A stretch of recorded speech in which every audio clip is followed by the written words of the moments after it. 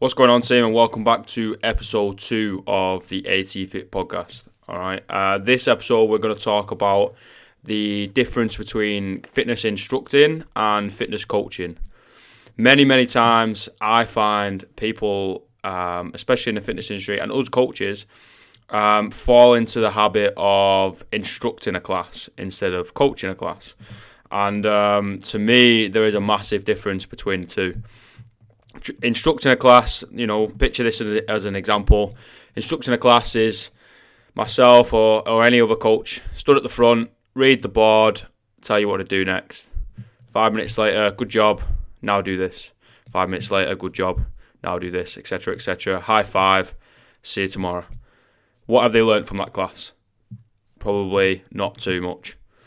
Coaching, however, there is always something you can pick apart, always something that you can teach them, and always something as an athlete you can learn.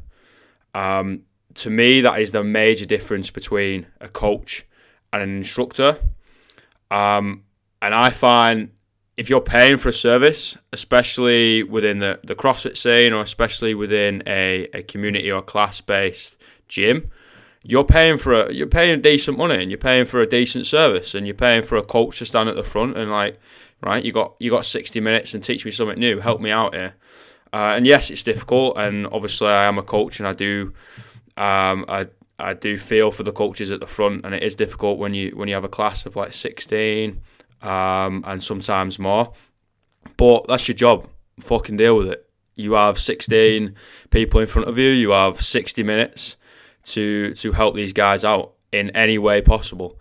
Yes, you might have to. I touched upon it on the last episode. You might have to psychoanalyze the clients and just think, right, well, this member is a visual learner, so I've got to give her a little bit more of a demonstration, or get someone else to demonstrate who might move better than myself. This person is a visual learner, a verbal learner. Or this person is a kinesthetic learner, so you're going to have to do them a little bit more reps before they get it. Or this person might be from a different country and English is their second, third, fourth language maybe, and you have to really make it concise of what you want them to do, and just go around and make sure everyone has what they need, everyone knows what they're doing, and everything is clear in those athletes' minds.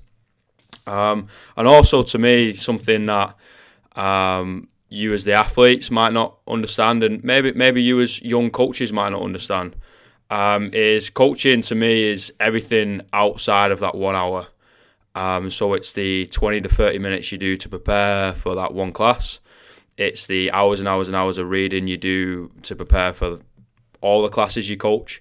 It's the extra research, it's the programming, it's the mental rehearsal, it's tidying the gym, it's cleaning the toilets, it's picking up the toilet paper that's on the floor, it's cleaning the board, it's trying to, I'm sure the guys and girls that have been coached by me before is gonna piss themselves laughing in this next bit, but it's even trying to perfect your stick men. So the visual learners have a little bit more to gain from that class, and that's what coaching is to me. Coaching should be, it's a passion. It should set your soul on fire instead of just standing at the side of the class or at the front of the class and go, good job guys, do this, good job guys, now pick this up, good job guys, now do that. And don't get me wrong, there is times for it and there is times for that, and you need to accommodate. That might be the type of class that you're running. It might be a class where it needs to be bang, bang, bang, one thing to the next bit, to the next bit, to the next bit. And that's fine if those athletes know that's going to come up and that's how you've mentally rehearsed to take that class, then that's absolutely fine. But the majority of the classes and the majority of the one-to-one coaching that you have, like, they should leave that hour or that hour and a half knowing something different and learning something new and getting something from you, so they're not completely dependent on you. And I always say, and I've always said this ever since I started PTing, is my job, if I do my job correctly, I'm gonna make myself out of a job. So I'm gonna teach you so much that you could literally turn around and go, okay, well, I know everything I need to know now, and thank you very much, and shake my hand and leave. But then it's the charisma, it's all the things that you talk about, it's all the other things that come with coaching, instead of just let's coach you how to squat and bench and get you bigger or get you leaner. It's all the other things, as your personality that shines through, that keeps those clients coming back. So to me, if you're stood at the front and you don't want to be there and you're just reading off the board, then get another job. It's the coaching is an art and it's a skill, and it needs to be practiced every day. Whether you're in front of people and talking and coaching them through things, or if you're researching around the subject, or if you're mentally rehearsing and thinking, okay, last time I coached this movement, or last time I coached this style of class, I did it this way, and this is the way it worked, this is the way it didn't work, and I'm going to try and take it a different way next time I coach that class. It might sound a little bit obsessive, but at the end of the day, if you're paying 40, 50, 60, 70, 80, even more pounds per month for someone to stand at the board and tell you what to do after a stressful day, or at the beginning of your day, and so on and so forth, wouldn't you want a good package? Like, if you paid me £80 a month and I just stood there and I just read word for word what was on the board and told you to do it, like, end of the day, like, you're not getting the value for money that you deserve. I also believe that you can't be in it for the money. And I'm sure you guys will understand that us coaches don't gain six figures for standing at the front and coaching you through things, or as personal trainers or anything like that. We ain't in it for the six figures. We ain't in it for the money. We're there because we love it. We're there because we love helping people, and that's what we want to do day in and day out.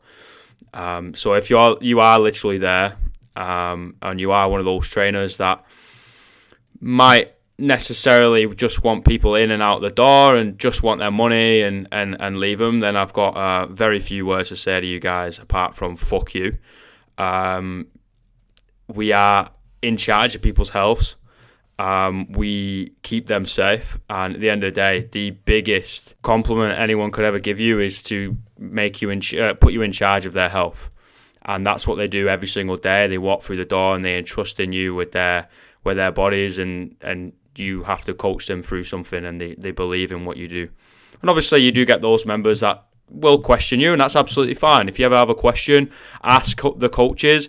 They are always there to explain why you might be doing some sort of movement, or why they've programmed something in a certain way, or why they've changed your diet a little bit, or why they're giving this advice or that advice, etc., etc. And it is our job to understand why. And if you don't, then should you really be putting them through that type of exercise, that type of movement, that diet? No, not at all. So they should understand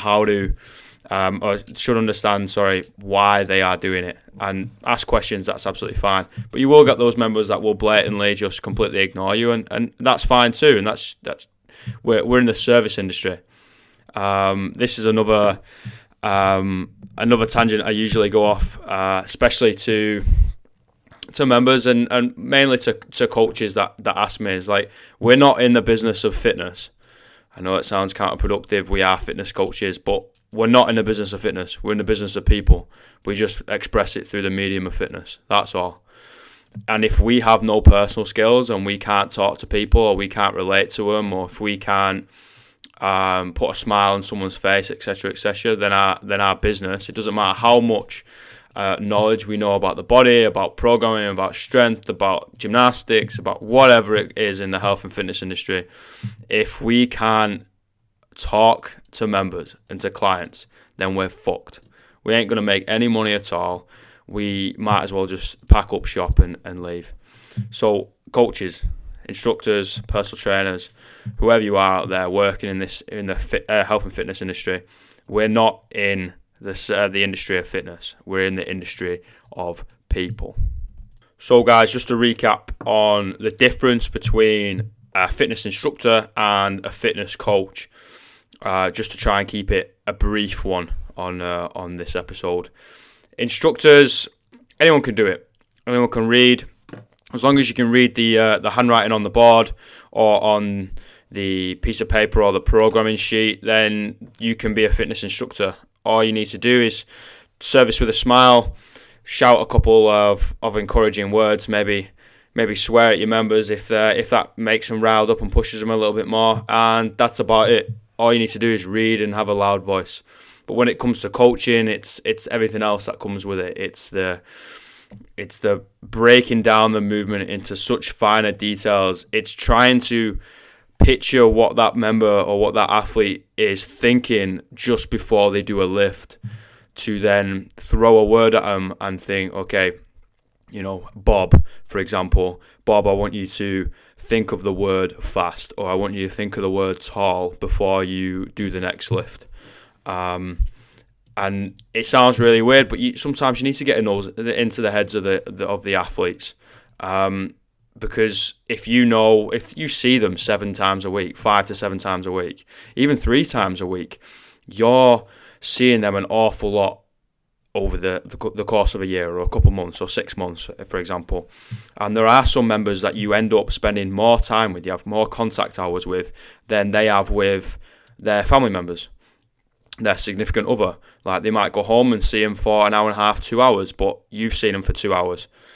And then they come in for an hour and a half the next day, or 2.5 hours the next day, and so on and so forth. So you're spending a fuck ton of time with people, and you should get to know them. Know if they have a stressful job at the moment, or if they're going for a promotion, or if they have to travel a lot, so their hip flexors are going to be tight because they're in the car all the time. So when they come in, as soon as they walk through the door, you scream at, well, not obviously scream at them in an aggressive manner, but you just say to them very politely but very formally, like, oi, you need to go get over the wall and stretch out your hip flexors before the class, because I know we're going to be working up to a heavy back squat, or we're going to be doing a load of wall balls. It means you need to be able to squat below parallel. And it's all these little things. Geraldine comes in, she's got a bad shoulder, and it's like, right, get on that, because I've given you a piece of paper. I want you to do all your rehab stuff. Yes, obviously, if you're not qualified to advise in those things, then please pass them off to someone who is a lot more qualified than yourself. But you can at least acknowledge it, and at least ask how they are. It's like, is there any injuries? Put your hands up. Cool. What's going on? And if you know someone is shy, don't single them out in the front of the fucking class. Go to them before the class or after the class, or even in the middle of the class when everyone else is cracking on with things. It's like, hey mate, like, is everything okay? Do you understand? Blah blah blah blah. Especially if your members are all culturally diverse. If you've got a lot of members from a lot of different countries, it's hard. We speak, like, obviously I'm English, right? So I'm talking in English. I know it sounds a little bit weird at times. That's just my accent. But I'm speaking in my first language. They're trying to learn something new with a high heart rate in a second, third or fourth language. That is fucking hard. And you need to be able to accommodate for that. And literally know, okay, well, this member might have come from this country, so I'm going to go over and I'm going to help her out a little bit more. This member, I'm going to go help him out a little bit more. And just give that extra go that extra mile. Give that extra service to your package. Put that extra string to your bow. All those little analogies. Literally just do more. We talk about it in CrossFit all the time of pursuing excellence, or trying to get virtuosity. So doing the common uncommonly well. As we say it in CrossFit. So for example, just doing an air squat, we want to be able to do it with a sense of virtuosity. So being able to do it and people just look at it and think, wow, that's absolutely beautiful. Even something so simple as that. But you can take that into the coaching realm, into the personal training realm, into the instructing realm. At the end of the day, like, we are all role models. We are leaders at the end of the day. Like, I hate to think of myself as a role model. It's a bit cringy. It gives a sense of blowing your own trumpet. But at the end of the day, we stand at the front. They trust us, and we help them out. Sometimes we help them out a short period of time during the week, and sometimes we genuinely see people more times than their family. And and they trust us, and it's going for the extra mile for these people and genuinely caring for their well-being, and like I touched on in episode 1, it's not just the physical health, it's also the mental health. Someone might have gone through a breakup, someone might have a parent might have died, a family member might be ill, or a pet's passed away. That's like awfully traumatic for some people, and you just need to be able to accommodate for all those things. And again, that all links towards the coaching side. That makes you a coach, in my opinion. Obviously, this is just all my opinion, and I'm all ears to hear everyone else's opinion of the difference between fitness instructing and fitness coaching. Yeah, obviously there's the differences in qualifications, and you have your level 2 personal trainer, and then you're basically a gym instructor, and then you have your level 3, and then you're a personal trainer, and so on and so forth. Or that's how it works in the UK. I'm not too sure about other countries, but that's all good, well said and done. But that's just qualifications. That's a piece of paper. That's a letter or a number on a sheet of paper, which most of the time you don't even get the fucking paper anymore. It's just sent to you via email. And congratulations, you can pass a test and you can tell them the answer that they want to hear. But can you deal with people? And that's the question I'd ask most people. I do get people coming to me at the moment, actually, and it's awesome, and it's absolutely flattering when they say, they want to work in the fitness industry, and they want to pursue a career in the fitness industry, and they come to me for advice for how do you get in. And the way I did it was I worked in my room, studied for years, on my own in the room, all day every day, literally just studying different types of training, different programming, strength, bodybuilding style, CrossFit style, you name it. I'd have studied it and tried to read it, and experienced it and experimented on myself. And I'm going to try and write this program, then I'm going to write that program. The amount of programs I've written, and I've just ended up throwing it in the bin. One, because I might not have liked it, and two, it was just for experimentation purposes, and it's just right, well, this is all experience. At the end of the day, if you come to a trainer, they could be the nicest, sweetest human being on the planet, and he or she might be able to talk the heavens. But if they don't have any substance for that conversation, and they don't have any content, and they can't say anything about the fitness industry because their knowledge is lacking, then you're fucked. So you need the base of the pyramid is your knowledge, but that second chunk and everything above that is how you talk to those members and how you portray yourself and how you lead from the front.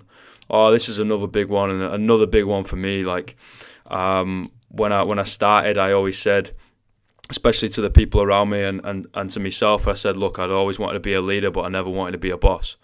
I'm pretty sure everyone would have seen that picture or that meme or whatever it's called, with the chariot, and the boss is the guy at the back commanding with the whip and telling them where the slaves or the workers need to go, and the leader's right at the front.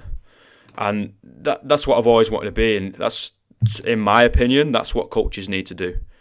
It's okay, well, you have entrusted in me, and for 5 hours this week, I've drilled form with you, and then you come in to the gym, and I'm working out, and I'm doing deadlifts, and my back looks like a scared cat.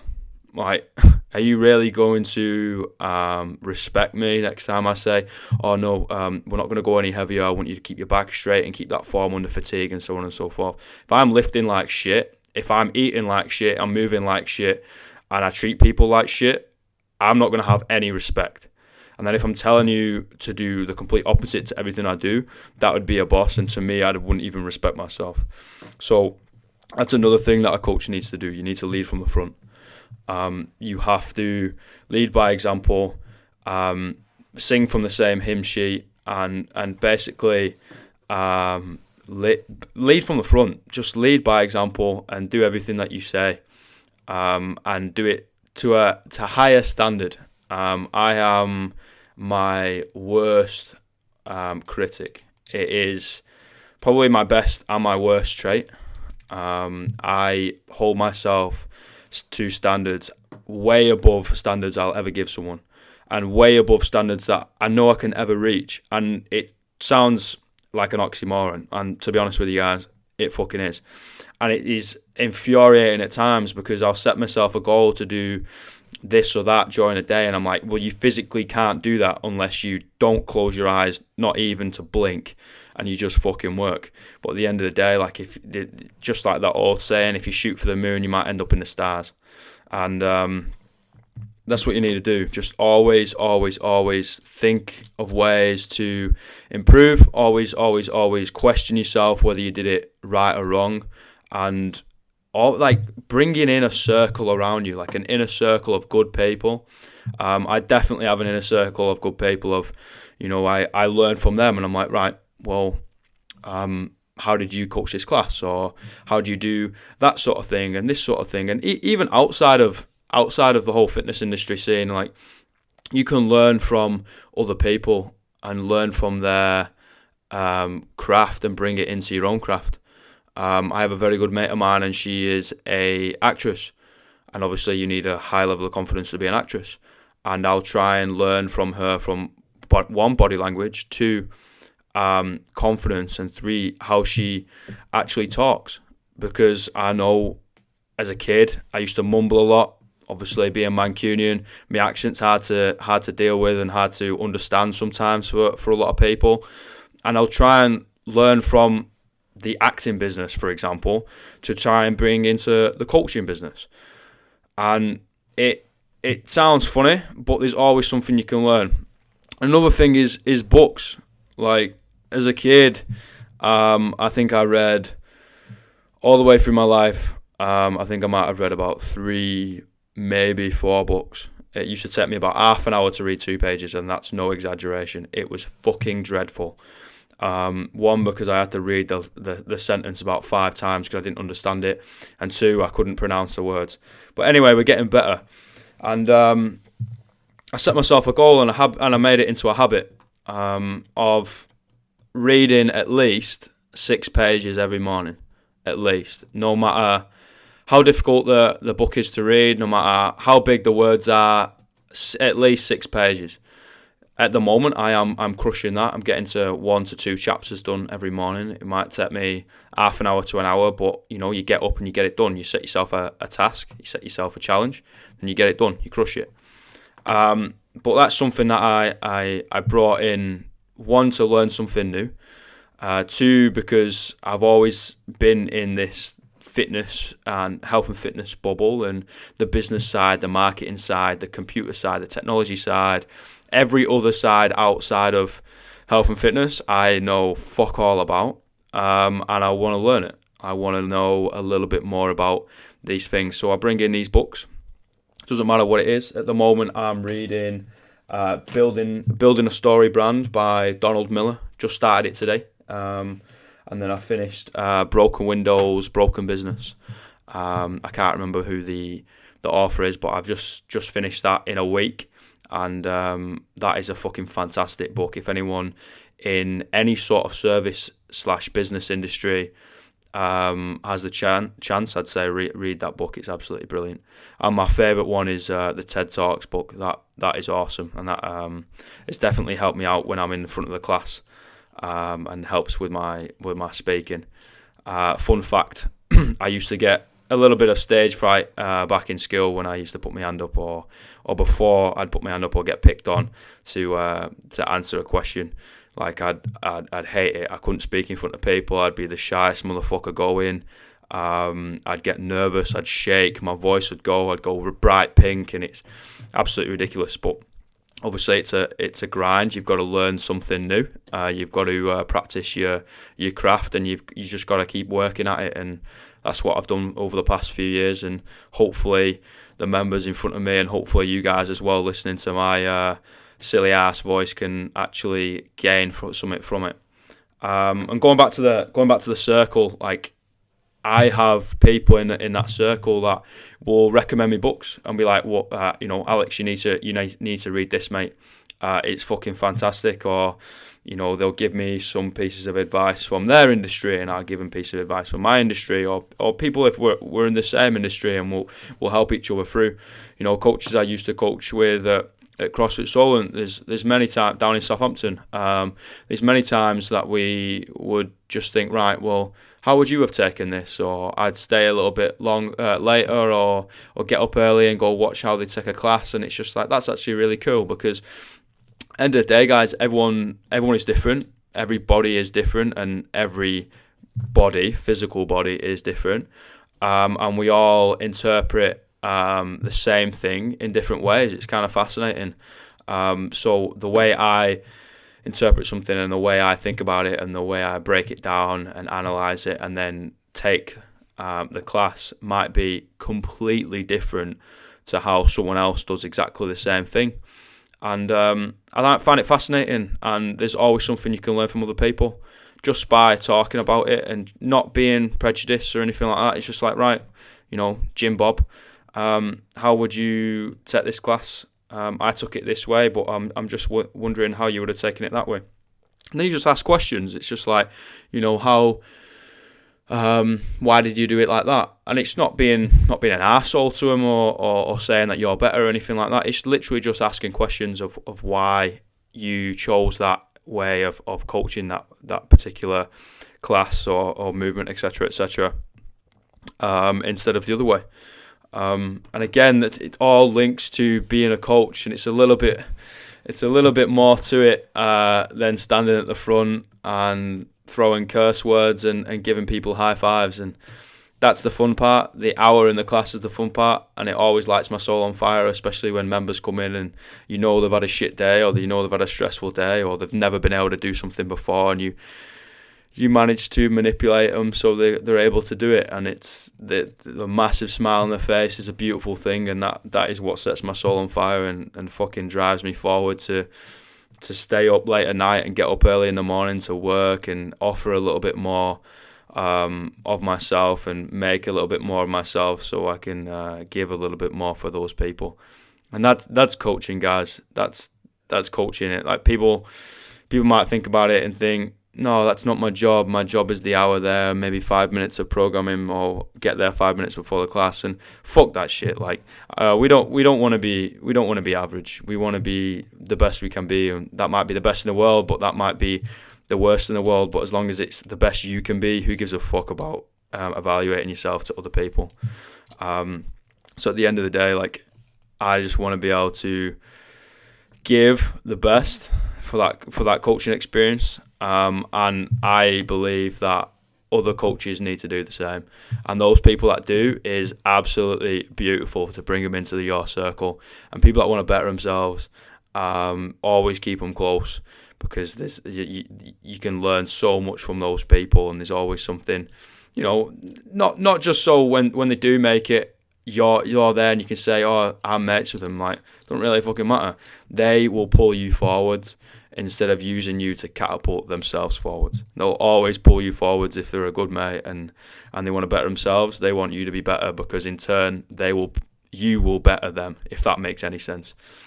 So to me, that is in a long way of saying it. I know I said I was going to try and keep this one pretty short, but we're coming up to half an hour, so I'll shut the fuck up. That to me is the major difference between instructing and coaching. Instructing is reading off the board and adding a smile. Coaching is the past 28 minutes of me rambling on and adding all that piece of information and all those different avenues that you go down, just to make that 60 minutes or that 90 minutes that you have contact time with those members the best hour of their day, or the best hour and a half of their day. That's simple.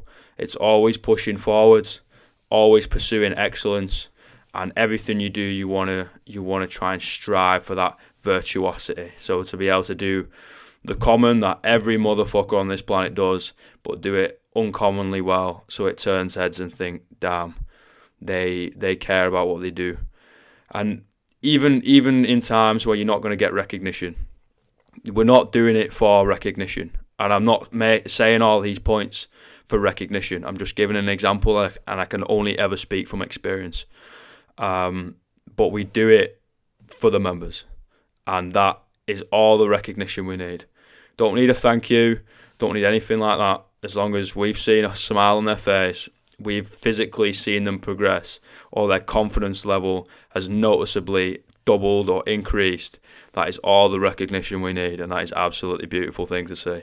So guys, I'm going to wrap this episode up right here of fitness instructing versus fitness coaching. Hopefully for you coaches, trainers, PTs, etc., you might have taken something from it. Hopefully from you athletes, you might have taken something from it as well. If you've got any questions or anything you want me to touch upon, then by all means get in contact. I am on a Facebook page of AT Fit Coaching, on Instagram of AT Fit, I believe, or Alex Thomas Fit. I think that might be the entire handle. And then you can also email in from the website of AT Fittiness. So atfit.com. So atfittiness.com. Guys, it's been a fucking pleasure. Hopefully you can decipher what I'm saying. I'll try and calm the accent down in previous episodes, and I will get more people on. There is scope, and I'm fingers crossed I can get some very, very knowledgeable people on this podcast very soon. That'd be fucking awesome to just shoot the shit and just talk about all things health and fitness.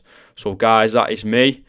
Have a fucking great day, and I will speak to you in the next one. Take it easy.